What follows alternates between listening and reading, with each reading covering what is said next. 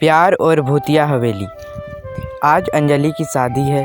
अंजलि दुल्हन के जोड़े पहने मंदिर में हाथ जोड़कर भगवान को कहने लगी, हे भगवान मेरी मदद कीजिए।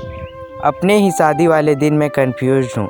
एक तरफ मेरा प्यार जिसके लिए मैं भोपाल आई हूँ और दूसरी तरफ मेरे चाचा चाची हैं जिन्होंने मुझे अपने बेटी की तरह पाला है।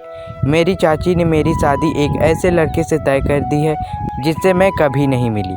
आप तो जानते ही हैं, शादी मेरे लिए ज़िंदगी भर का कमिटमेंट है जो एक बार किया तो उम्र भर निभाऊंगी। पर मेरा दिल कह रहा है कि कुछ गलत हो रहा है। मेरी मदद कीजिए भगवान जी। बाकी आपकी जो मर्जी होगी उसे मैं कबूल करूंगी। मैं प्रेम से बहुत प्यार करती हूँ। प्रेम के लिए ही मैं भोपाल आई हूँ। प्लीज़ मेरी मदद कीजिए। यह बोलकर अंजलि रोने लगी। बहुत सोच विचार के बाद अंजलि ने प्रेम को फ़ोन किया और रोते हुए कहने लगी, प्रेम मैं यह शादी नहीं करना चाहती हूँ। प्लीज़ मुझे यहाँ से ले चलो। मैं तुम्हारे साथ अपनी ज़िंदगी बिताना चाहती हूँ। प्लीज़ मुझे यहाँ से भगा कर ले चलो। तभी प्रेम ने प्यार से कहा, तुम रोना बंद करो और शांत हो जाओ। मैं तो कब से तुम्हारे इसी फैसले का इंतज़ार कर रहा था। तुम खिड़की से बाहर आ जाओ, मैं तुरंत गाड़ी लेकर आता हूँ। उस रात अमावस्या की काली रात थी। प्रेम अंजलि को भगा कर ले आया, पर पता नहीं कैसे अंजलि की शादी जिस लड़के से हो रही थी उसको पता चल गया कि प्रेम अंजलि को भगा कर ले गया है। अंजलि की जिस लड़के से शादी होने वाली थी उसका नाम निखिल था। निखिल ने अंजलि की खोज में चारों तरफ अपने आदमी लगा दिए। बहुत देर तक ढूंढने के बाद निखिल ने प्रेम और अंजलि को ढूंढ ही लिया। जैसे ही प्रेम और अंजलि ने निखिल को देखा, दोनों पुरानी हवेली की तरफ भागने लगे। उनके पीछे निखिल और उसके कुछ चमचे गन लिए उनके पीछे पीछे आ रहे थे। निखिल के डर से अंजलि और प्रेम उस पुरानी हवेली में घुस गए। प्रेम और अंजलि जैसे ही उस हवेली पर घुस गए वैसे ही निखिल और उसके आदमी रुक गए। उनका मानना था कि उस हवेली में भूत रहता है। जो भी उस हवेली के अंदर कदम रखता है वह कभी वापस नहीं लौटता है।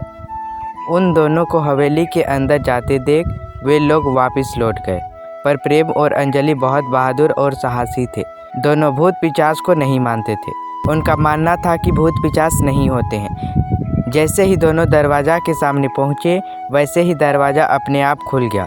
दरवाज़ा को अपने आप खुलते देख दोनों घबरा गए, लेकिन डरे नहीं और साहसी से अंदर चले गए।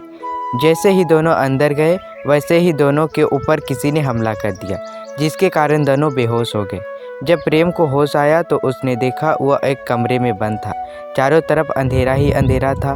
प्रेम जैसे तैसे हाथ पैर चलाते उस कमरे के दरवाजे तक पहुंच गया। उसने किसी तरह दरवाज़ा को खोला। उस दरवाजे को खोलने के बाद उसने थोड़ी रोशनी दिखाई दी। तभी प्रेम ने अंजलि को जगाया और दोनों उस कमरे से दूसरे कमरे में आ गए। उस कमरे में एक छेद था जिससे कुछ रोशनी आ रही थी। प्रेम ने उस छेद पर झांका तो उसे बहुत सारे लोग काम करते दिखे। प्रेम ने उस जगह को पहले कभी नहीं देखा था। अंजलि ने उस छेद में देखा तो उस छेद में उसने एक ऐसे लड़के को देखा जो 2 साल पहले इसी हवेली में गायब हो गया था। सब सोच रहे थे कि उसे भूत ने खा लिया, पर उन्हें तो कुछ और ही दिख रहा था। तभी प्रेम ने अंजलि को कहा, अंजलि यहाँ क्या हो रहा है? इस हवेली के इस बार ऐसा क्या काम हो रहा है? ज़रूर गैर कानूनी काम हो रहा है। इस हवेली में भूत के नाम पर लोगों को डराया जाता है ताकि यहाँ जो आ रहा है उसके बारे में किसी को पता न चले।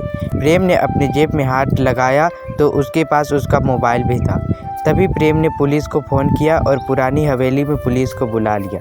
पुलिस ने प्रेम और अंजलि को बाहर तो निकाला ही, साथ साथ पुलिस ने उन लोगों को भी पकड़ लिया जो भूत के नाम पर लोगों को डराते थे और गैर कानूनी काम करते थे। उस हवेली से निकलने के बाद प्रेम और अंजलि दोनों दिल्ली चले गए और दिल्ली में दोनों ने शादी कर ली। यहीं तक थी मेरी यह कहानी। कैसी लगी आपको मेरी यह कहानी? अगर आपको मेरी यह कहानी अच्छी लगी तो वीडियो को लाइक करें, शेयर करें और चैनल को सब्सक्राइब करें और बेल आइकन को भी दबाएं ताकि मेरी आने वाली वीडियो सबसे पहले आप तक पहुंचे।